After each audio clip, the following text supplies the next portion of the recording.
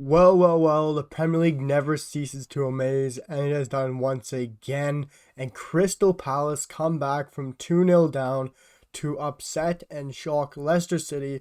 The fans of Leicester thought Leicester had the win, had it unlocked, and finally had some away form. But Crystal Palace and Patrick Vieira's relentless Crystal Palace side kept attacking and fought back to draw 2-2. This was an unbelievable result from Crystal Palace.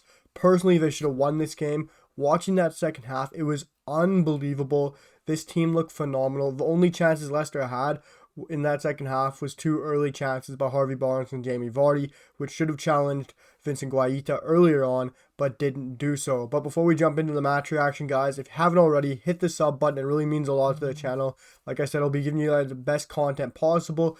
So if you guys want to drop a like, drop a comment, and I'd love to hear what you guys have to say down below in the comments about the video and about the match. But we're going to jump straight into things. This was a crazy game. After Leicester went up 2-0 from some very interesting goals, Crystal Palace was unbelievable in that second half, and it can't be denied. If someone goes out there and tells me that Crystal Palace were outplayed, or if Crystal Palace were not the best team, you are on something, you're smoking something, and I'd love to know what you're smoking. Because that was an unbelievable performance from Crystal Palace in the second half. The way they attacked, the way they pressed. Joel Ward has amazed me all season. He was unbelievable for me in that second half, getting some unbelievable interceptions, completing some great passes down the line to Michael Olise. For me, Ayew needs to be sold. He needs to be out of the club. He is not up to the standard of what Crystal Palace are under Patrick Vieira. He cannot finish, he cannot create, and he looks god-awful in that field. Once you brought on Michael Olise for Jordan Ayew, my God, their worlds apart. Michael Olise proved today why he needs to be starting week in, week out. Yes, I understand he's a young kid, he's still a teenager, but he was phenomenal. Really, Patrick Vieira is going to have a headache of decisions to make once Eze comes back from that injury. You're going to have Eze, Zaha, Edouard, and Michael Olise. What is he going to do? One player is probably going to have to play attacking midfield, and he's going to change the midfield.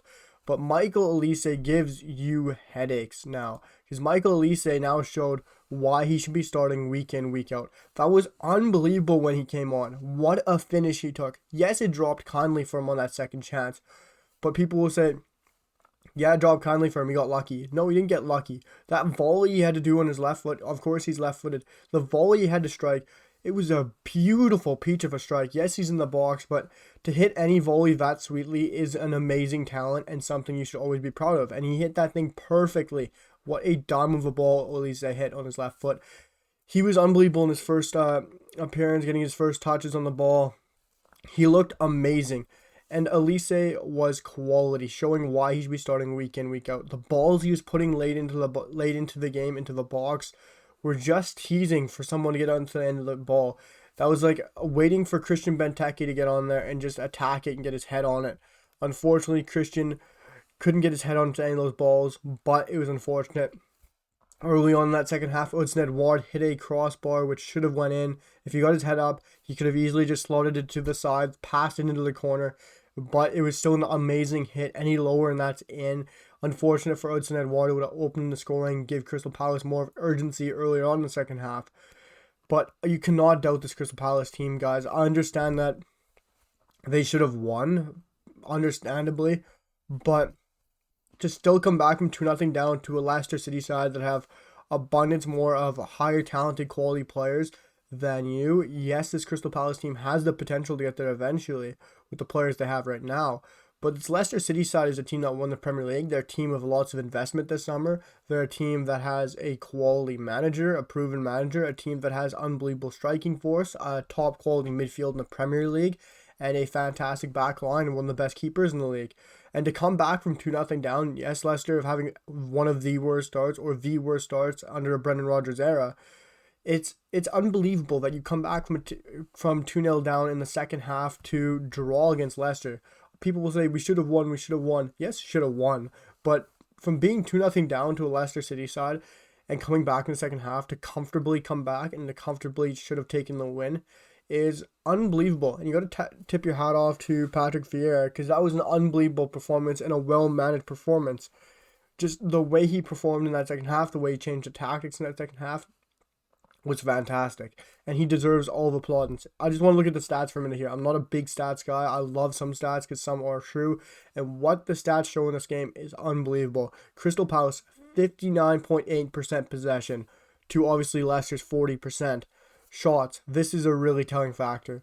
Leicester City, for me, probably had 2 shots in that second half that are notable, only having five shots on target with 9 in total. Crystal Palace 18 shots in all the game with 4 on target. It's an unbelievable stat. And then shots in the bar, obviously that crazy one.